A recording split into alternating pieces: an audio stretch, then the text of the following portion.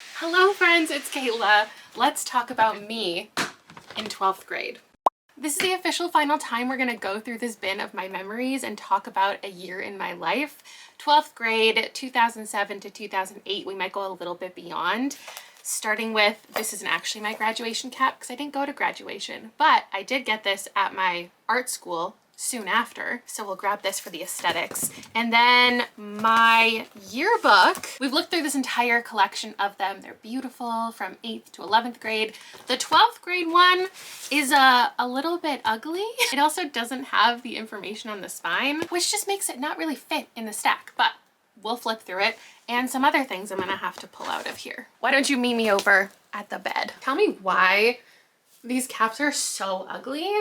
I have my thing of graduation pictures here, and I think I wore a cap in one of them. Maybe I didn't. Let's see. I don't have any actual photos because my parents, oh God, didn't order any. With my graduation cap on, you can see it's like a navy blue. There's some super cheesy sepia ones. Oh, I got to hold my little diploma that wasn't really my diploma there. There's two in here I liked. This one and this one. I don't know if you can tell, but my roots are kind of bright coppery red and the rest of my hair is black. That was an accident. I accidentally dyed my hair black. It was supposed to be brown, and then you could still see all the red in it. Because if you remember back in 11th grade, it was bright red. I gotta take this off. Here's my whole graduating class. I graduated with a pretty low GPA because I really did not care. And I didn't take that many classes in 12th grade. I got accepted into my art school, and I don't think it was contingent on like the numbers at all, but just on me like passing and graduating. So I don't think I have my transcript anywhere. I definitely want to say it was under a 3. Here's what I took in 12th grade. I took English, geography, English literature, art, photography, and psychology. And for the first half of the year, I took a full course load, which was only 4 classes. We had 2 classes a day. They were 3.5 hours each. And I did all of my important classes then. So I had English and English Lit on the same day. So I just sat in the same classroom the entire day. And then psychology was a really fun class. And then geography, I did not do well. Are my grades on here? I got a 68 in geography, but I got almost 100 in English and English Lit. And then the second semester, so like, I don't know, February to June, I only had art and photography, and they were on the same day and they were in the same classroom. So I only went to school every other day. So it was literally Tuesdays and Thursdays some weeks, and it was Monday, Wednesday, and Friday some other weeks. And every other day I would be working. So I had a full-time job, like I talked about in my 11th grade one, at the Ramada Hotel, and I was just doing housekeeping like 30 plus hours a week. Here's my student card from grade 12. And for some reason, I kept all of my English assignments from 12th grade, and I kept my little agenda, which my art teacher had me hand in as a project. So I don't know why, but I got like marks for this. I don't know what it was handed in for. She just wanted to give me extra marks for something, but every single page is that colored in for the entire year. So I know everything that I was doing every single day of 12th grade. I was watching Gossip Girl here. I was watching The Hills on this day. That's just very important. I had to say what I was doing. And I got Timbit, I guess, on this day. I don't know if I mentioned I got my dog, Zumastiginia Zoe, who's like a Shih Tzu kind of dog, in like 10th or 11th grade. And then right before 12th grade, I have a receipt from getting my Pomeranian. Apparently my dad was like walking through the neighborhood that my grandparents lived in, and there was this woman walking this adorable little black Pomeranian. And he just like got to chatting with her because that's who my dad is. And she was literally like, oh, I don't want this dog. Like, I'm selling it. And he was like, okay, I'll buy it. And I had to pay for it. I gave her $400. His name was Timmy and Timbit, and my parents and I like worked at Tim Hortons, so it just felt kismet. I don't know if I have any pictures of Zoe and him. I probably have a picture of me and my cat. Oh, this day was a grad camp out. This day I went to see Superbad. Went to see Across the Universe. I actually have a stack of movie stubs. And this day I wrote Red Sky at Morning because that's what we were reading for English. Oh, I also got my wisdom teeth out apparently. 12th grade. I was doing something called Tequila Tuesdays pretty regularly. This page says Loud and Proud, which is a party that I remember. And I met this boy who nicknamed me Lily because at this point I chopped my bangs off and people started calling me Lily Allen. So the first thing I'm going to be reading for this vlog is Red Sky at Morning by Richard Bradford. I do not remember what this is, but I have written a whole bunch of essays or answered a bunch of questions or whatever these are for every single chapter. And like I've said before, I have always enjoyed every single class book that we had to read. So while I don't remember this, I know for a fact I read it, so that means I must have enjoyed it, and I'm so excited to check this out and then read my analysis of it. This one's for chapter 1 through 3, and I got a 9 out of 10. This one is chapter 10 through 12, and I got a 7 out of 10. And this one is chapter 17 to 21, and I got a 9 out of 10. On this one, the teacher even wrote super. This essay I got a 90% on, and the teacher wrote yummy underneath. Okay, then we had to create this portfolio to graduate, which explained what we were gonna do in the future and how we're qualified and something like that. I think you could do like a PowerPoint presentation or just write things down. I made a little scrapbook. Plan A was Cato, plan B was UBCO. I did indeed go to Cato, and during spring break of my 12th grade, once I got my acceptance letter into art school, I attended a little spring break camp that like introduced you to the school. I of course kept my little card from that, and then here's my actual school ID. At this point I still had the bangs, but I tried going back to red and then I chopped all my hair off. And that's also what I looked like, like a year later when I married this guy. And here's his school ID. So this is what he looked like when we fell in love. I also went straight from high school to art school. There was no summer break before. School ended on June 28th and my art school started on July 1st because it was kind of an accelerated program. I don't think there's anything in my yearbook besides what people have written. Like I wasn't in any clubs, I was barely here. One person said I will so buy the video of your life. So I think that gives you insight into what I was up to, which was filming absolutely everything. I was vlogging at this age. I'm not going to include actual clips because like listening to my voice is just very upsetting, but I'll show you. Like I was filming. I was just like in my backyard in the snow. Like I was in random places in my house just filming and talking to the camera and posting it on the internet. My friends, I've been at this a long time. That was 16 years ago. I don't know how to transition into the rest of the reads because this one is an obvious one. It makes sense.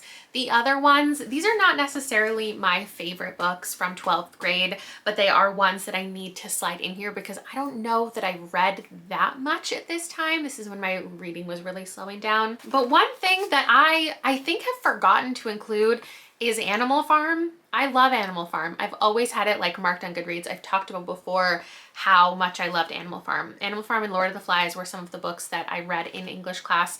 Can't remember what year specifically, but I have such fond memories of them. And I always talk about them, and for some reason forgot to actually include this one in a childhood favorites. So I don't think it would have been 12th grade, but I want to say 10th. This one I definitely purchased earlier because I've seen it in other videos, like when we looked at my closet from like when I was 13 or 14, maybe this was in there. But I know that this was a favorite, and this is the copy that I originally had and I've kept. It's called The Watcher by James Howe. I don't remember what it is, but I've held on to it. And then the other two are from much earlier, but I'm just subbing some things in because this is the final time we'll be here together, besides in the future reading some of your childhood favorites, and I want to reread these two. So The Chocolate Touch by Patrick Skeen, Catling. I saw Kay Ankrum mention this on Twitter, and I just had this wave of nostalgia. I've always loved the story of King Midas, the idea of touching things turning to gold. This one, this kid touches things and they turn to chocolate, including, I guess, his mother. I cannot wait to reread this. And then my friend, in the very first vlog that I did for this whole series, I was hanging out with my friend and she mentioned in the video The Secret World of Og and how much she liked it. And I was like, oh yeah, I totally remember that. And then I found it at the library the other day and I was just glancing through it, and this, like, I absolutely read and loved this. It wasn't just something I vaguely remember. Like, I really did love this. But that's my little 5-book TBR for this video.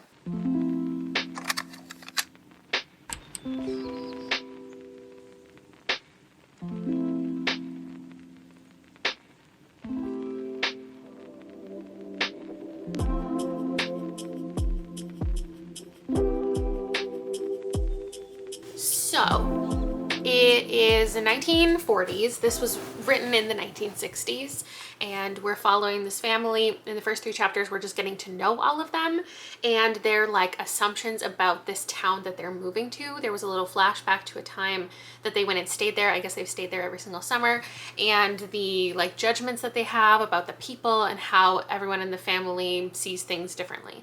The dad is going to be in the war, and so he'll be off in the Navy and leaving his wife and son at their home together. It established Josh's life currently as a 17-year-old, and he has a girlfriend who he's leaving behind, and his family was having this little like get together goodbye party, and there was this older woman there who knocked after everyone like left, came to his bedroom and kissed him on the lips. She like showed up at his door with a glass of bourbon, sat down on his bed, was like, hey, do you want some bourbon? And then she was like, can I kiss you? That was so uncomfortable. Okay, what did 17-year-old me think? This isn't a review, it's not an opinion, it's just a summary. A few extra characters are introduced, a girlfriend type named Courtney and a woman named Amelie.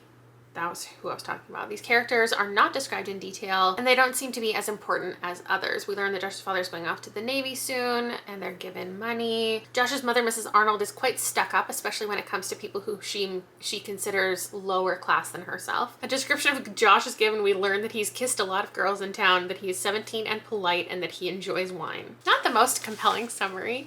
Chapter 5 to 6, I say it introduces us to a lot of crucial characters, so I'm looking forward to that. I don't even need to read the book. I could just read this. Hello, I'm updating you by the light of the Dairy Queen. We just went to Liam's hockey awards, like end of season award thing, and he got MVP, which was very cool. And now we're grabbing ice cream, obviously, to celebrate. I got a couple more chapters into my book, and it's funny how little I remember, but we are getting to know this teenager, and he's just like meeting new people, making new friends. We're getting to know all those friends. A little questionable friend group, but I can see how it can be good for him. I don't know where the story's going. It seems like a coming of age kind of story that also teaches you about some, history. There's some slurs to wade through, and other than that, I don't know, I'm just looking forward to reading, honestly, my report or my summaries, because I think after the summaries, I do have like an essay or something where I actually share my opinion, and I would love to know my own opinion. I don't really know what to say about this one, my friends. I don't know what I'm rating it. I definitely didn't remember a lot about it, but I think this was kind of my Catcher in the Rye. People were reading that and loving it in this time, and this was less insufferable character with some similar themes and thoughts. And I understand this as a pick, like by a teacher. I don't think this is something that I would have loved if I read it on my own, but I'm sure like the classroom discussion of it all and just my enjoyment of dissecting a book and talking about the themes and summarizing stories, like that was just a fun idea. So there's a lot that goes on in here. There's death and pregnancy and friendships and war. I've really liked the writing. The plot was like, it was fine. And I'm going to talk myself into liking this more than I did, because I do like the stream of consciousness. I do like just a little insight into mundane activities of somebody's life, slice of life, if you will. Apparently I did an exam where I had to answer questions about it, how people responded to a certain death, and how Josh's life was in both of the areas, and then like how I feel about the ending. Josh is an interesting character to follow because he's pretty open to new ideas, and people are just telling him everything, and they have a lot of opinions. His mother looks down on everybody and thinks that she is higher class and much more important, and the people below her don't deserve certain things. And Josh looks at his life thinking, well, I'm in a privileged situation, so I should support people around me who aren't. And look how easy my life is being in, this class of people, having this amount of money, being white, having these opportunities, and I shouldn't assume certain things about other people. But obviously there's a lot to wade through to get to those moments. And he's also just like, a messy teenage boy with a lot of thoughts that are just honestly kind of funny. Like, I was chuckling a little bit at just certain writing choices. So I don't rate a lot of my childhood favorites, and I'm not going to with this one. I was flipping through my journals though, essays I've written, short stories I've written, more analysis, and there's not that much interesting here, but I did write something about Sonnet 18, how silly of a poem it was, because it sounds like it's about a beautiful young woman, right? Shall I compare thee to a summer's day? Thou art more lovely and more temperate. But thy eternal summer shall not fade, nor lose possession of that fair thou owest.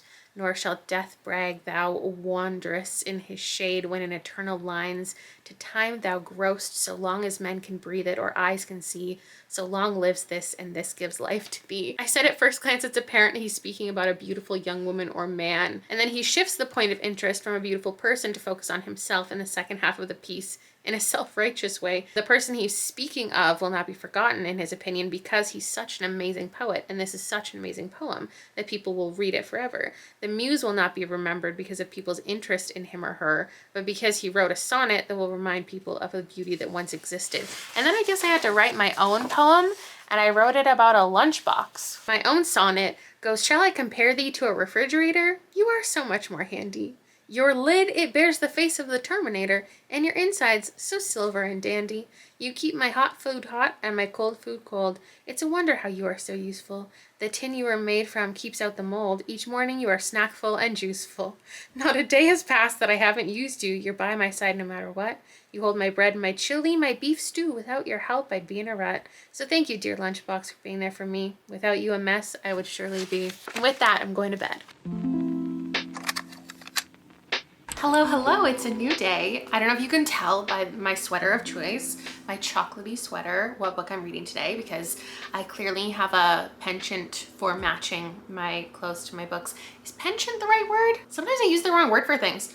I remember a couple years ago, I uploaded a video and I said like, something about voyeurism, and I just meant like spying, but people were like, that's an inherently sexual word. And I was like, is it? And then the last video I posted, I uploaded it without realizing I used the word salacious incorrectly, which is apparently, again, an inherently sexual word, and I did not know. I thought like a salacious headline, because I was saying the title of the video is more salacious than I intended to be, but I guess salacious was the wrong word. I meant like, I don't even know, like suggestive or scandalous or something, but good thing I caught it before I put the video up. Chocolatey, brown. It's the chocolate touch. Speaking of what? I don't know, brown. I feel like every couple weeks, TikTok convinces me that there's like a mascara that's gonna change my life. So I just placed an order with Sephora and it came, and I just did it so I could get my birthday gift, and then they didn't put my birthday gift in it. So whatever. I got some Rare Beauty stuff that I was excited to try. And I got a YSL mascara because it comes in brown, and I love a brown mascara. And yeah, it looks no different than the brownish black that I've been using. My falsies for, I don't know, probably since I was 17. Side note, can I just be glad and just have a little mini shout out how glad I am that TikTok didn't exist when I was 17? Because if I had TikTok in high school, I would have been an absolute menace. I was planning on watching maybe the movie Red Sky at Morning, just to like tie everything together. But since the book didn't go exceedingly well, I don't really care to do that. So I was thinking about what else I should watch. I found, these are all of my movie tickets. So we've got Nick and Nora's Infinite Playlist. The channel members decided that this is the movie we're gonna watch together because it came out in 2008 this weekend, so that's really exciting. Movie going was pretty much my biggest hobby, like in high school and in art school. Pretty much every first date I ever went on was at one of these movies. So we've got Cloverfield. Hannah Montana? Oh gosh, Unborn, Uninvited, horror movie first dates. Like that was really my thing because the movie theater was in walking distance to my art school. The Strangers, Jennifer's Body, a classic. We've got Youth in Revolt. Some of these are more 2009. New Moon.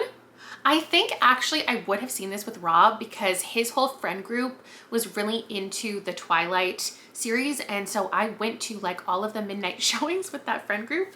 Dance Flick, I don't remember that super well. Star Trek, I definitely saw that with Rob. We were actually first in line for that, even though I've absolutely never been into the show. We've got Tropic Thunder. I remember who brought me to see that. And The Dark Knight, I remember who brought me to see that. Babies, this was 2010. This movie was so fun to watch, and it was while I was pregnant, so it doesn't really fit into this 12th grade thing. And then Rise Against. This is the only concert ticket I have from this time. This would have been just at the beginning of art school because a bunch of us, like my new classmates, went together. So that was fun. I also have this from my 19th birthday. So this is where I was on my 19th birthday. Level Nightclub with DJ Taste.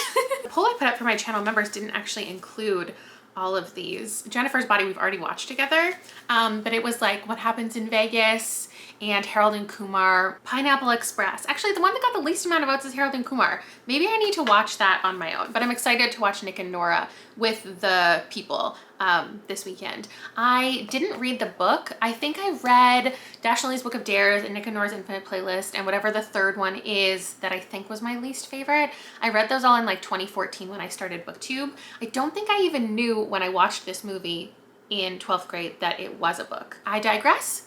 Let's get into the chocolate touch.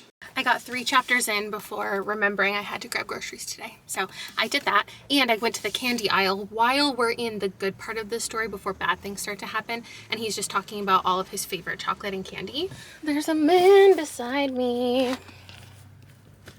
Hold on. Oh, well, you know what? School just got out, so the parking lot is gonna be bumping.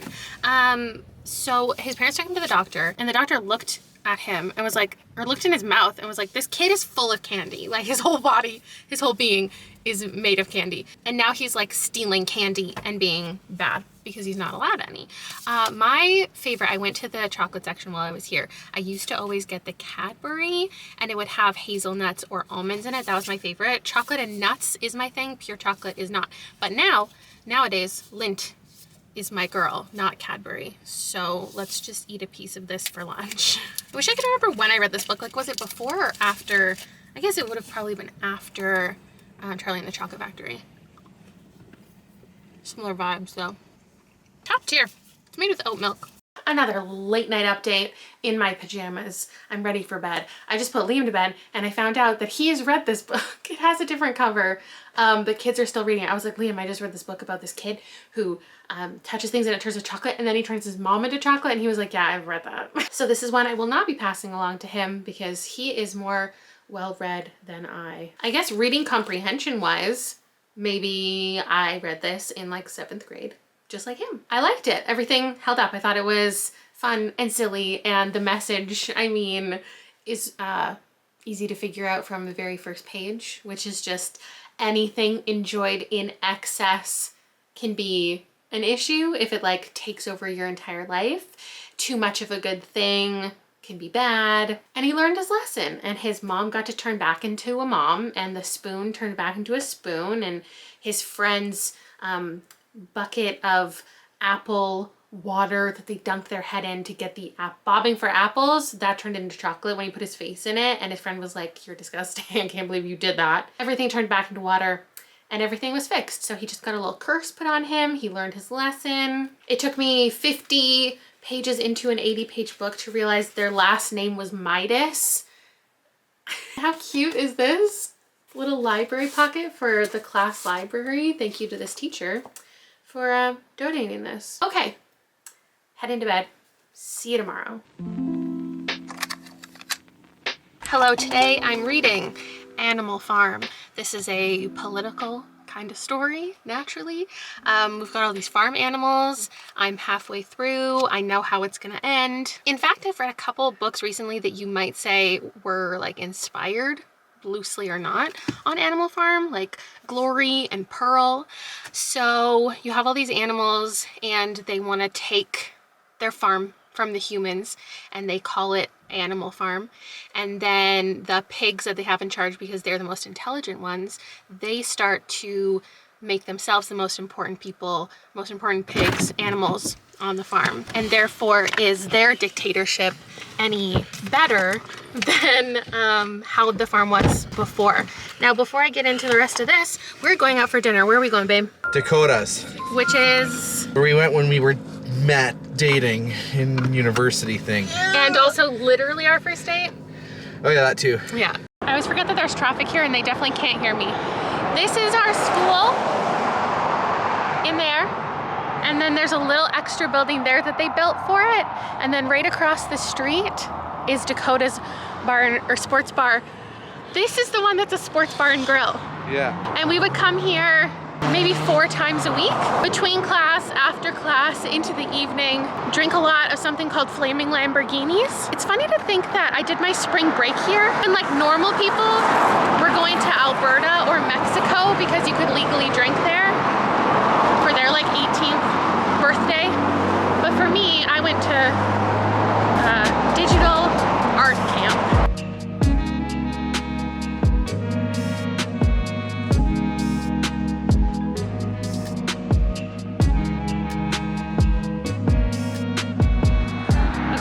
Over. Here's a better view now. Our school, this one, these 2 floors here, and then the basement. We had a nice nostalgic dinner. That was the only thing that was good about it. That was the worst service. It was bad. Cleanliness, food, bad vibes all around, but memories. Do it for the memories. And they haven't updated the Stanley Cup winners since 2011. They have a poster on their wall of all the Stanley Cup winners, so that gives you an idea. They haven't updated it since we've been there last. Since we left. God, Animal Farm is just so good. I'm so glad I reread this. Obviously, it's pinpointing a certain like moment in history and having commentary on something very specific, but it also can be applied to so many different like revolutions and even like current day kind of activities. It's such a simple story, but it's so effective. Each time these animals went back to the wall where they like wrote the rules and the guide that they were going to live by to make sure all animals like are equal and to only trust people on 4 legs and not 2.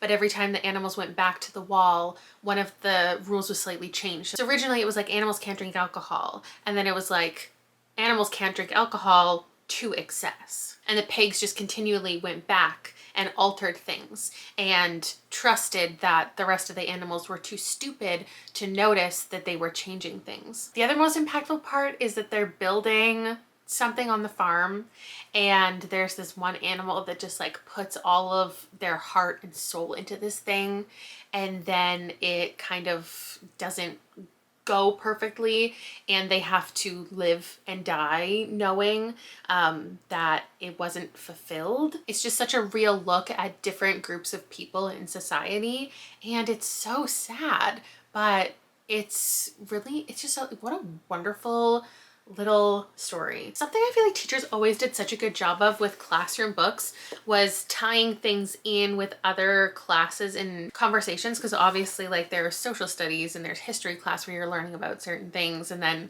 like why not read this, and it'll tie in all these conversations. And then when I was reading this, there was so much Spanish in it, and I was like, not that everyone in my 12th grade English class was also taking Spanish, but I was. And so the moments where those were in it and not translated for the reader, I just really enjoyed, because obviously in the moment, like I could understand them and thought that that was nice. Makes me really wish that I took history in 12th grade. I dropped history after 1 day because the teacher was really intimidating. And I think like in grade 12, it was so hard because you only really wanted to take classes. You were being encouraged naturally to take classes that were going to benefit you in university or college or art school or whatever. If you were, opting out of post-secondary education, whatever would benefit you the most. So it was like, I was obviously focused on the photography and some English stuff and art, and like I wanted to take history, but it wasn't benefiting me specifically in an education way.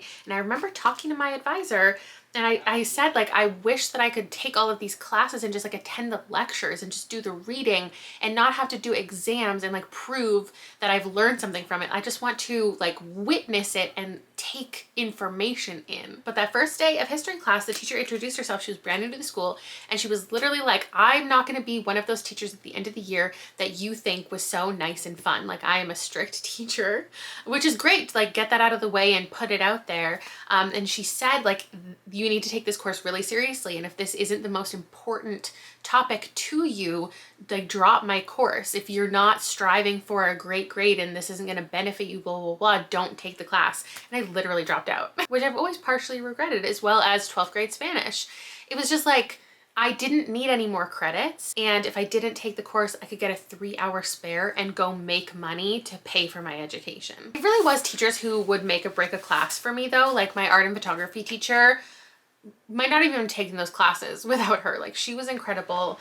My English teacher, he just let me do anything. He let me say anything. And I think like Spanish and history, those teachers did not make me feel invited necessarily. So I remember one thing that I wrote, there was a journal entry where the teacher, our English teacher, Mr. Brooks, asked us to write down our least favorite thing about Christmas.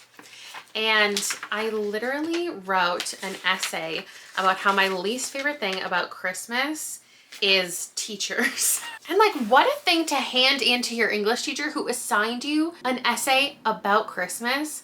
I said, teachers are the reason I hate Christmas. As soon as we learn to write full sentences, we're forced to keep a journal at school. And when the first day of December comes, each day is dedicated to writing a new journal entry, whether it be, what do you want for Christmas? Or what do you like most about Christmas? Or what's your least favorite thing about Christmas? The holidays jam down your throat day after day. It's like teachers decide there's only 15 or so days until the big event. Why not spend every moment discussing it? They hand out pictures for us to color, each one with Santa or an elf or a Christmas tree on it.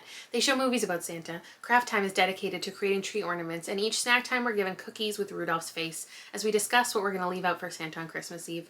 I'm not saying that teachers should avoid all Christmas topics for a select few kids, but they could bring it down a notch. They could give us other options of pictures to color or offer other options when it comes to journal entries, such as what are your plans for winter vacation? But they don't. They don't because it's easier not to. Not once have I encountered a teacher who's asked the class, who in here celebrates Christmas? Maybe it's the environment we live in, or maybe it's their fault. But most of the teachers simply assume we all celebrate it. Like, okay, go off. Hello friends, it's a new day. I was just getting ready for my live show. I'm so excited to watch Nick and Dora's Infinite Playlist. And I thought I'd see how I look with bangs. I have a hair appointment next week. So I figured I would check in with my mental health and decide if I was in a space that needed her to cut me bangs. And I don't think I am. So don't look up here. Actually, maybe it just needs a hat. No, I definitely look like I'm going through something. Okay, anyway, I'm wearing my Jimmy Eat World shirt. I had one of these in grade 12. I actually have pictures from my webcam on my laptop that was a graduation present. It was this giant green Dell laptop. I mean, it wouldn't have seemed giant in those days, but now it's like humongous seeming. I have put together my playlist for for 12th grade. It's got an eclectic mix of things from Bon Iver to, Jimmy Eat World, Rise Against, Modest Mouse and Bright Eyes and Cat Power, and then really MGMT and Passion Pit, but mostly MGMT took over my life at this time. I think I got them all. The watch party starts in half an hour. I'm going to start a little bit of The Secret World of Og, and I'm just going to read this casually throughout the day. Liam's currently at his first baseball game. Hasn't even had a practice yet, but they have a game. And it was supposed to be at 9 a.m. And then it got moved to the exact same time that my watch party is. So I'll catch the next one. This is a Canadian classic, a fantasy adventure. There are 4 children, Penny, Pamela, Peter, and Patsy. They set out on a search for their baby brother Paul, known as the Pollywog. He's vanished mysteriously from their playhouse. I think the vibe is like Narnia meets Wizard of Oz. Sounds like we've got Portal fantasy going on. And I do believe these children in the book are the author Pierre Burton's children. It was illustrated by Patsy, and the dedication talks about 2 other children that he has that weren't born yet when this book was written. So I'm gonna read some of this, watch the movie, and then I'll check in with you about everything. She's so pretty. I totally forgot this had to do with her rabbit. Well, it's not a rabbit, but like there's rabbit inspo. I think this is the only movie you watch when you're 17 and everyone's 17. It's so embarrassing. Today, I'm surprising Liam by taking him to the kangaroo farm. I finished my movie night. It didn't go great. Like, the movie doesn't hold up super well. I don't think the movie really knows what its goal was because it didn't accomplish very much by the end. Like, if it was supposed to be a love story, I don't know if you really felt that. If you were supposed to, like, love Nora getting to be with someone who doesn't, like, like her just because of who her dad is, because of her like own popularity. I don't know if it really accomplished that. If it was just this chase to see this band that they both love, it didn't really accomplish that. If it was a journey to like find her friend, which the whole story kind of was, didn't really accomplish that. And then I started Harold and Kumar and I only got a third of the way in, and my humor is just different these days, so I didn't finish it.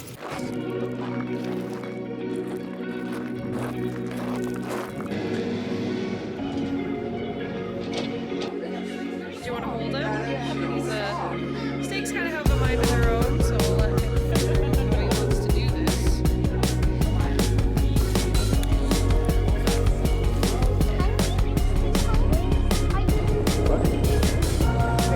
Yeah, is that where you want to go? She just sits there waiting for you to come to him. So far from the ground. Can you see me now? See me now. So the kangaroo farm was great, as expected. We just stopped at Value Village. The boys are getting boba. I found a couple mystery thrillers, and I have some Indigo gift cards from my birthday and Christmas that are burning a hole in my pocket. So I'm gonna go stop by Indigo, see if there's anything I need. I did finish the Lost City of Og last night, and it was pretty much exactly what I remember. It's not something I feel like I would probably recommend over any other like classic children's book about going into a different world. It was like cute. You had all of these children and they were working together. There are these people they found underground. I'll tell you more in a second. Boba hole. Want a sip? What is it? Is that the one you got last time? Yeah. It tastes like Lucky Charms. Sorry, okay, different parking lot. Trying to vlog, make time to like do these little moments in amongst family time. That was my goal. I don't know if it's going well. I think I'm back in I'm entering my thriller season. So here's what I grabbed today. The Haunting of Alejandra, which is longer than I thought because the last V. Castro was like a novella. Then I've got The Only Survivors because it was 30% off. Also, on sale, House of Cotton, which was what I went in for today. I intended on leaving with these two, and it was on sale, so that was a bonus. But then I figured I would grab this one anyway. I was considering buying a different edition because I don't love either cover more than the other, but that one is more like interesting, at least to look at. Like there's a whole face rather than just like this kind of shack. I was thinking about doing the book of the month one, but since this was only $20, it was hard to justify using a credit for that. I do have a couple credits. I don't have a monthly membership, but I do have some credits. So that's what I grabbed. Now, my review for the Lost City, the Lost World of Og, or whatever it was called. Like I was saying, there's all of the children and their siblings, and one of them goes into this underground world and the rest have to go and save him. But they kind of split up once they're under there because they all have different ideas for what to do. Very Narnia vibes. One of the boys like paints himself green to like fit in with the group because they're all kind of gremlin elf type creatures, and all they can say is Og. They do like, you learn that they have a different kind of language underground and there's other things going on, but the Ogs, all they say is Og. They live in Og and they talk Og and they eat Og. It gets pretty dangerous pretty quickly. One of the children is about to be hanged at one point in the book. There's like some nice relationships because one of them wants to be friends with the creatures and tries to convince them to come up to the real world, and all the little creatures are like, we're green, we're not gonna fit in. And Penelope or Penny or Patsy or whoever the heck says, well, we have like brown and black and white people up there and they're, you know, you can come up just because you're green. And he's like, well, how are those people treated? And she's like, well, you know. Suffice to say, the little creatures remained living underground. The children went back to their playhouse. Everything was good in the end. Definitely not particularly interesting or like well done in a way that I would imagine it should be like a classic children's book. I think we just read it in school because it's a Canadian author, and that's where I'm at with my TBR. I have one book left, The Watcher.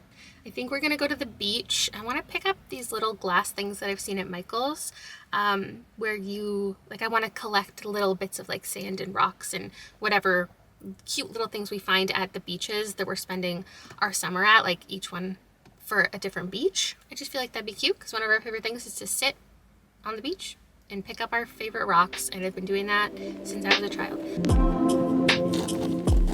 Only the most beautiful. I think they have to be smaller than that even.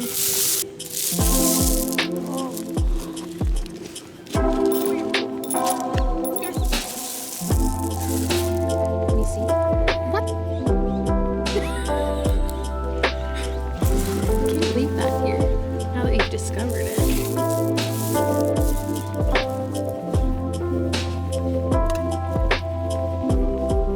Rob. I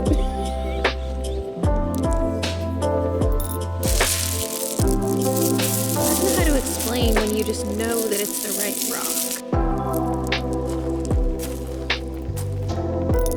I think Liam might be going for his first swim of the year.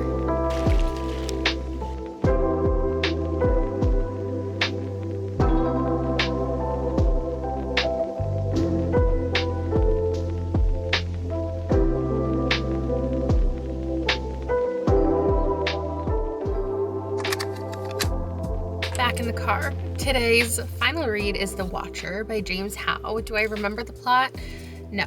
I know there's this girl, she sits on some stairs and she's watching people and she's thinking about them, talking about them. I think something bad happened to her that we're gonna find out by the end of the book. Liam has baseball practice today, so I'm gonna go out, sit on the field, and watch him do practice while I stare at my book as well. As I flipped open the first page, I started to grow concerned for my health because what is all of this? I feel like I'm reading a book that I found in the depths of an antique bookstore. We'll be officially retiring this book. It was interesting. It reminded me of like, not plot-wise, but Stargirl, where you pick up a book and you think it's gonna be about a girl, but it's really about these, like a guy and his relationship with a girl or his like perspective on a girl. So it really wasn't her story. This girl's name was Margaret, and we get a couple italicized sections where you're getting this weird story you don't really understand. And then it's following like a couple people that she is watching at the beach. So she looks really sad and lonely and she's sitting there and she's just watching people have fun. And she's like, I wish I had a brother and I could have a friend and I wish that this was my life, and she's watching them. But it's not from her perspective. It is from these two boys, and it's just like their lives. They totally different plot lines. One of them's just hanging out with his sister. One of them is talking about a sibling who passed away. And it's just going through their like lives. And then at the end, this is spoilers, no one's ever gonna read this who's watching. At the end, the boys come upon her being drowned in her kitchen sink by her father.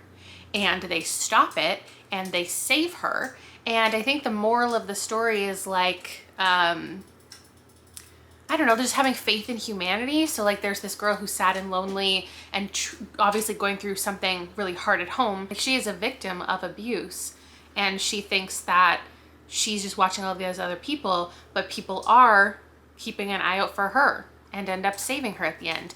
I think that was maybe a takeaway of mine when I read this, but also I think I really just lived for, and still do, like a plot twist, like something that comes out of left field at the end of a book you don't really see coming. You don't really know the point of a book and you're following just this slice of life experience, and then suddenly something dramatic happens. That's definitely indicative of the type of short story that I was writing.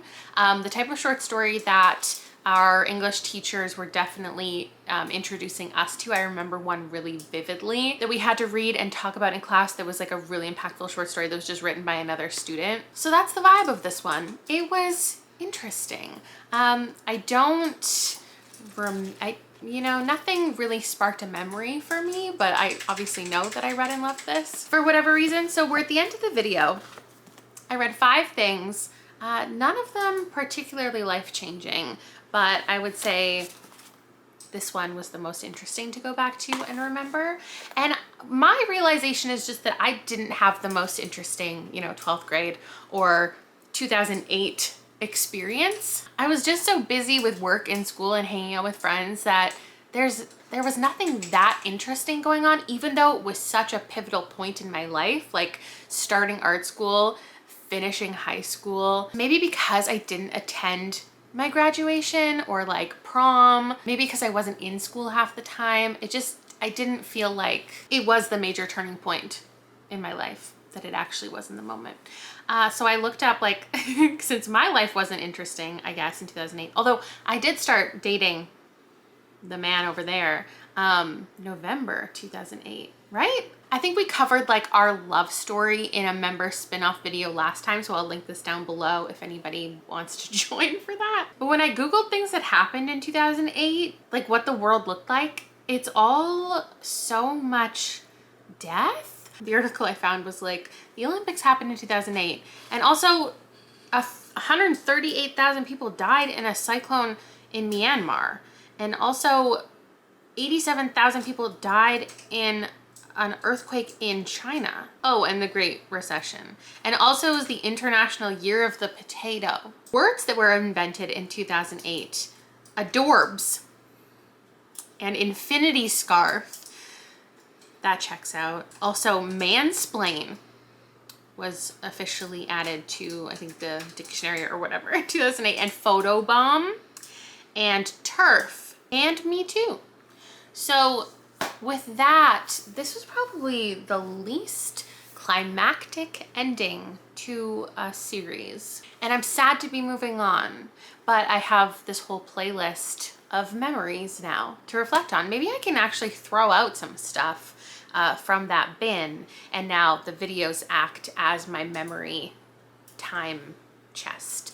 I am excited to move on to reading some of your favorites in the upcoming, I don't know, many years to come, let's say. Next time I will be reading The Princess Bride, which is very exciting, and watching The Princess Diaries, which I've never seen. So if you want to do a little watch party with members in the future, check things out there. This just seems like the right time to promo it. We do a lot of fun things over there. And thank you to everybody who's been watching this childhood series since the beginning. For those of you who stuck around this long, I'll share a couple embarrassing clips, because my entire life is made up of a series of embarrassing clips. My name's Kayla, and I'm 17, and I live in the Okanagan Valley, which is in BC, which is in Canada, in case you didn't know that. This is my puppy. Okay. I got these shoes. They have, can you see that? They're like grass. So today started off pretty suckish. I've become less coherent over time. Oh, get 'em, puppy. I'm wearing my favorite sweater, but I really need to cut my bangs. Welcome to the Kayla and Vanessa show. I'm Kayla. I'm Vanessa. So today we got on the bus. It was the number 1 to take us downtown and back to school. And as soon as we got downtown, it turned into the number 11. And today on the Kayla and Vanessa show, we made Jello. Hello. I think we should do a new segment. Great. Do we really need them? We have 4 photography classes left. And look at how much work we're getting done. It's an unattractive angle. It's like, oh, Kayla. Don't lose your... Yeah. Where'd your film go? It's in my camera. Because I want you back. Oh my god, it's recording. I'll stay still, maybe it'll take a picture. It's not taking a picture. Pick your nose, pick your bum, now you got some bubble gum. Really mature, Robbie. Real mature, Bradley. No, it's mine, I can't see. I'm Robbie. I think I'm so smart. How do you look with glasses on? You'll see what I see, like. Are these like fake? No. They don't even do anything.